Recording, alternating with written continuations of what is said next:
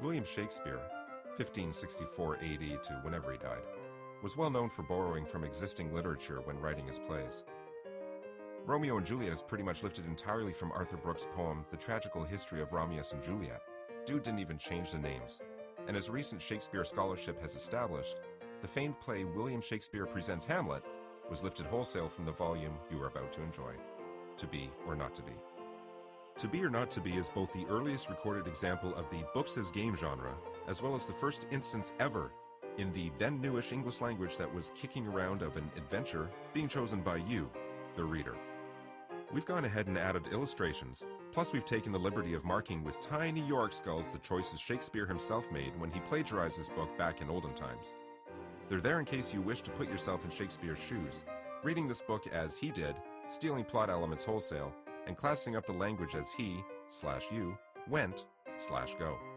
However, that is not the only way to read this book. Feel free to explore your other options, as each time you read this book, you can go on a different adventure, assuming you don't read the book like 3 quadrillion times, at which point the adventures will start to repeat, and they'll probably seem pretty familiar long before then anyway.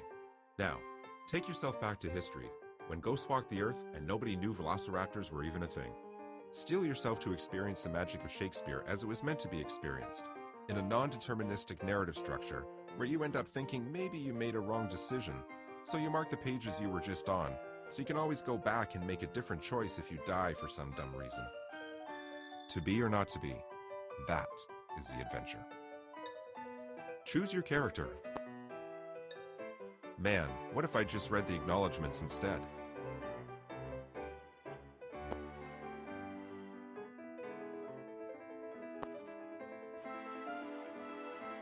No book comes together without an author feeling like Thon's in debt to someone.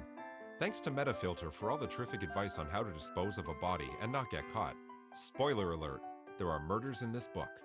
They have a page just about this, did you know that? They're one of the top search results for how to dispose of a body. And I guess also thanks to the Canadian Security Intelligence Service for not getting me in trouble, yet, after I ran all those searches for how to dispose of a body. And I want to know how to get rid of a dead human body. And gross dead body, plus how to hide it. And what if I committed the murder act?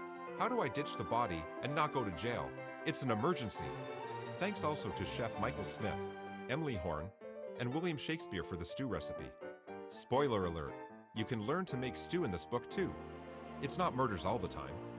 For the expansive knowledge of boats and the seas in which they sail. Spoiler alert, play your cards right in this book, and you just might gain command of a pirate ship. Just be cool. And for ripping me off and making this book so famous. But which thank you applies to which person? That is for you to decide. Yes, even here in this acknowledgement parenthetical, it's up to you to choose your own adventure. But I mean, come on, it's pretty obvious. Thanks to all my artist friends who drew all these pretty pictures in the book. You've made death into a visually stunning treat. And thanks to Chrissy Calhoun for copy editing this book and fixing all my dumb mistakes. Any that remain, I added in afterwards because of brain problems. Finally, thanks to Joey Camo for his skills at chess, Ray Fox for his skills at Mad Libs, my extremely awesome wife Jen for being extremely awesome, and to my brother, Victor, who confirmed over walkie-talkie that the idea for this book was rad. And thanks to you for buying this book, or at least picking it up and flipping to this page. That took initiative. As a reward, you get to continue enjoying reading this book.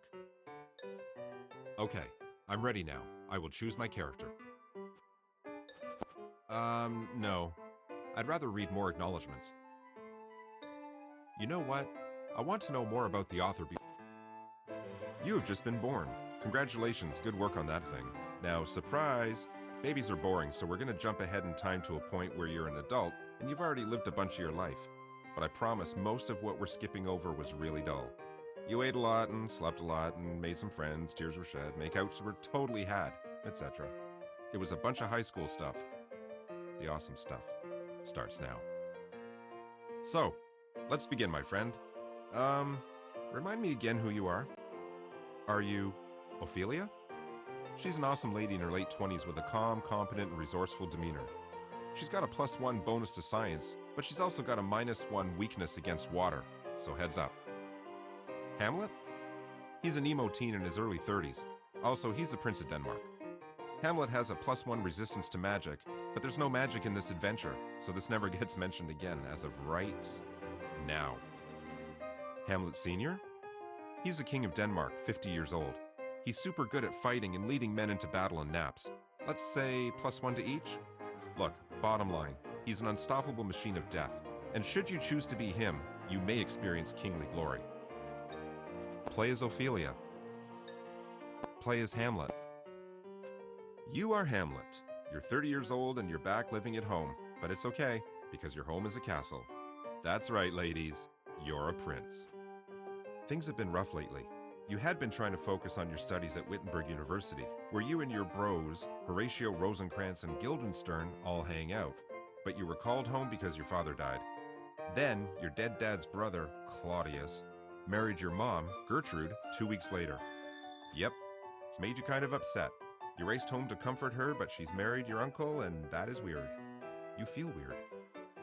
Right now, you're in the audience chamber of your father's castle, here in sunny Denmark. King Claudius is here, addressing his court. Laertes and Polonius are here too. Laertes is kind of a jerk, and Polonius is his father. Polonius is also the father of Ophelia, whom you're totally sweet on. She's not here though. Who knows what adventure she's having as we speak, while you're stuck in this drafty castle room listening to other people talk about their feelings. Speaking of speaking, just now Laertes says something about how now that Claudius is king, and he's attended the coronation, is it okay for him to go back to France? Claudius says, sure. Wait a minute. You'd love to leave too and go back to school, away from this weird incesty thing your mother's gotten herself into. It's so gross and weird. Ask Claudius for permission to go back to school. Hold your tongue and just wait around.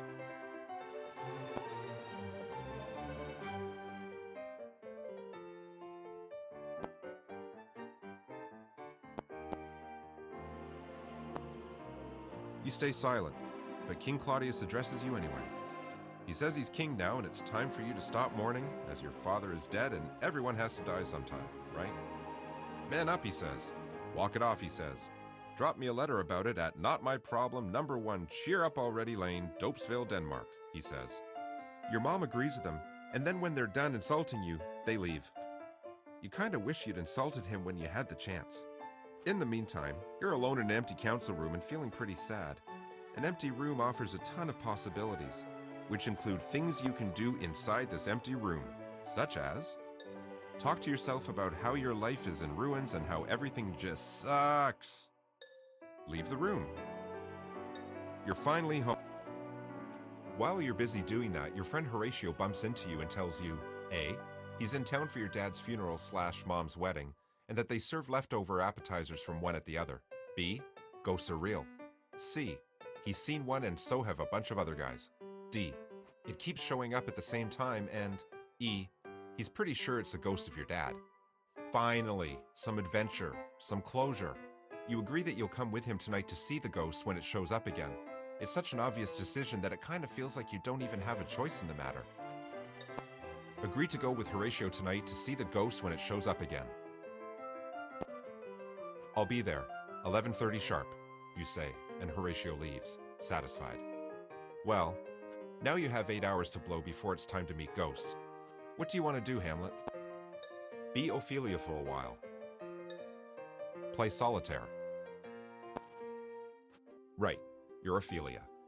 You are a beautiful and independent young woman, and although it makes you roll your eyes when you think about it, you've fallen in love with a prince. Prince Hamlet is funny and charming, and he seems to like you a lot.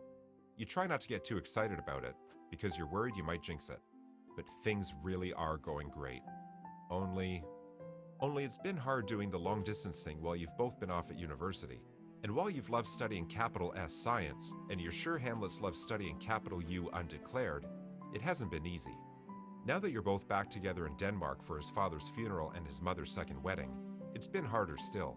Hamlet's really sad, and you can't blame him for that since, his dad died. But you wish there was